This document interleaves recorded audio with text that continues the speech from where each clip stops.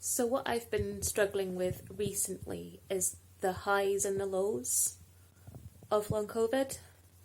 And I don't want this to come across as a whinge because I know to be feeling any better some of the time is a lot better than a lot of people have. So, that's obviously a good thing. But I feel like almost like the times when you start to feel better, you don't want to start believing that things will get better because then when the crash happens afterwards, it just makes it so much worse when you've allowed yourself to believe that things might be getting better.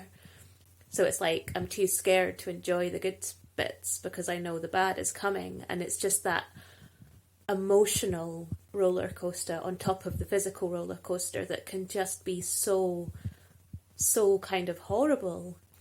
And it was very interesting because we were away for a week last week. We went away and it was absolutely awesome. I felt rubbish before we left, so I had no expectations at all. I thought, oh, this is going to be just another one of those weeks, but in a different place.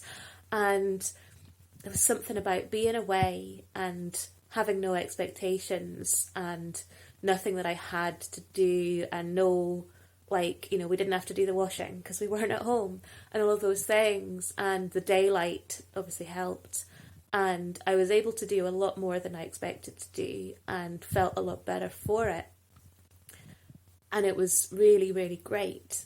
But then coming back, it was like crashing back to reality. We came home and I just thought, oh, I had a couple of days where I felt pretty rough. And even now, today, sort of 4 days later, I'm still not feeling as good as I was last week. And it's almost like, last week was a bit of a dream. Did it really happen? So it's really interesting. Last week I just sort of finally allowed myself to believe that maybe things were finally turning around. Maybe things were getting better. And